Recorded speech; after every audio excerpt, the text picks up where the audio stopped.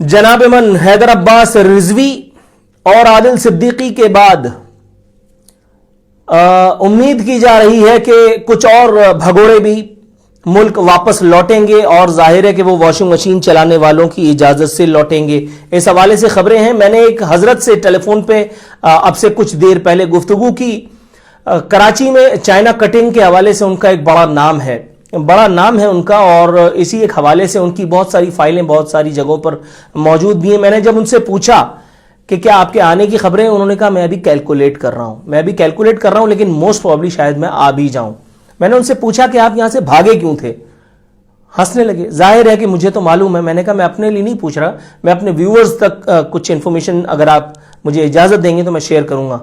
تو انہوں نے وہی پھر ایجنسیوں کی کیا وہ ہوتی ہیں کہانیاں کہ جی سازش تو فلانا تو ڈھکانا تو غلط FIR تو غلط فلانا, وہی کہانیاں جو پہلے سب لوگ دیتے رہتے وہی انہوں نے بھی سنائی. جب میں نے ان سے پوچھا کہ کراچی کی زیادہ تر زمینیں تو آپ ہی کے ذریعے سے, مطلب آپ سمجھ رہے ہوں گے, فٹ کرائی گئی ہیں, انہوں نے الزام کو جزوی طور پر بائے کیا, حالانکہ اس بات کے تمام تر شواہد اداروں کے پاس موجود ہیں. میں نے ان سے یہ بھی کہا کہ کیا یہ بات درست نہیں ہے کہ انہی سب باتوں کے اجر کو آپ انورٹڈ کاماز میں سمجھیے گا, آپ کو دیس نکالا دیا تھا اور اس کے بعد پھر اب ایک مرتبہ پھر آپ کو ہم پر مسلط کیا جائے گا تاکہ آپ سے کام لیا جائے. جواب نہیں دیا اور بات کو گول کر گئے.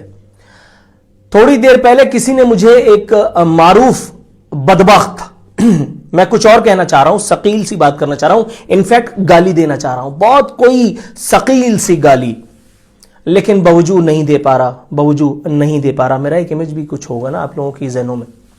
انبساط ملک یہ ان بہت سارے بھگوڑوں میں سے ایک بھگوڑا ہے جو یہاں سے لوٹ کر کے اور بھاگ گیا. یہ وہ ہے جسے گو ایش پارک کی مینجمنٹ دی گئی تھی. گو ایش پارک نیپا چورنگی, گو ایش پارک سفاری پارک کے برابر میں وہ جو جگہ تھی, یہ وہی گو ایش پارک ہے جہاں MQM کا مدفون اسلحہ ایجنسیوں نے برآمد کیا تھا. مجھ سے جھٹلانے کی کوشش مت کیجیے گا, میرے پاس کلاسیفائیڈ انفارمیشن موجود ہے. اس چھاپے میں موجود ایک شخص سے میں یہ بات کنفرم کر چکا ہوں اور اس کی ایک تصویر میرے پاس موجود رہی کافی عرصے, جو اس چھاپے کے دوران مختلف امور کی انجام دہی کرتے ہوئے انہوں نے خاموشی سے چھپ چھپا کر کے کھینچی تھی. جی ہاں, نیپا چورنگی گو ایش پارک میں وہ جو ایجنسیوں نے ریڈ کیا تھا اور وہاں MQM کا دفن شدہ اسلحہ جو ہے وہ وہاں پر ہمارے اداروں نے, ہماری ایجنسیوں نے نکالا تو تھا, لیکن اس کے بعد پھر وہ میرا خیال ہے یا تو کہیں رکھ کر کے بھول گئے, یا تو اس کی FIR کاٹنا ان کو یاد نہیں رہا, یا پھر نظریہ ضرورت نے شاید ان کو ایسا کرنے نہیں دیا گیا ہوگا. ورنہ یہ کیسے ممکن ہے کہ ایک ازلی بھگوڑا انبساط ملک ٹائپ وہ وہاں لندن سے بیٹھ کر کے اور دوبارہ واسع جلیل کے بعد ایک اور آدمی ٹیمپریچر چیک کر رہا ہے, پھر ویڈیو بھیج رہا ہے. یہ سب کچھ اچانک ہو رہا ہے, یہ سب کچھ فی سبیل اللہ ہو رہا ہے. اس میں کسی ادارے کی مدد, معاونت, سرپرستی, کسی کی آشیرواد نہیں شامل ہے. یہ سب کچھ ایسے ہی ہو رہا ہے.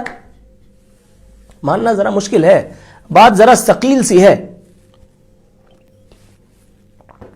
بات ذرا ثقیل ہے.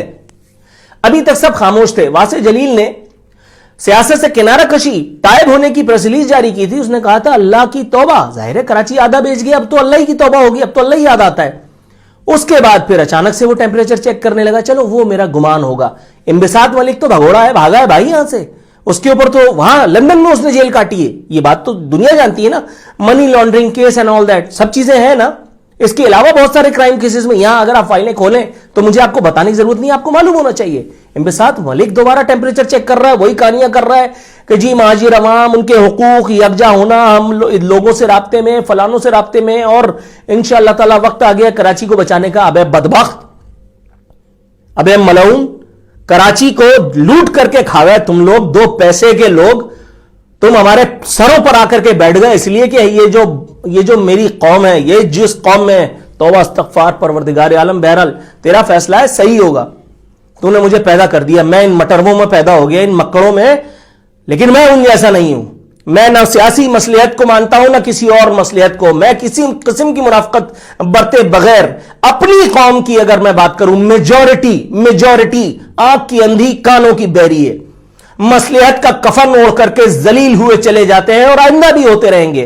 कभी महाजिर कौमी मूवमेंट के नाम पर हुए, कभी मुत्तहिदा कौमी मूवमेंट के नाम पर हुए, उसके बाद दुकानें बदलने लगी, फिर छोटे छोटे से खोखे खुलने लगे, अब दोबारा टेम्परेचर चेक किया जा रहा है। याद रखना, तुम्हें कोई भी वॉशिंग मशीन में डाल करके पाक साफ करके नई पन्नी में पेश किया जाएगा, उधेड़ कर रख दूंगा, उधेड़ कर रख दूंगा। और एक बात ध्यान में रखना, कर तुम मेरा कुछ भी नहीं सकोगे, कर तुम मेरा कुछ भी नहीं सकोगे, क्योंकि ना ये वो कराची है और ना, मतलब अब समझो बात को, अब मामला जरा टक्कर का है। आओ कराची, वासे जलील आए या इम्बिसात मलिक आए, कोई भी आए, कोई भी आए और किसी की मदद और मुआवनत से आए, याद रखना धज्जियां अगर ना उड़ा दी तो मेरा नाम नूरुल आरफीन सिद्दीकी नहीं।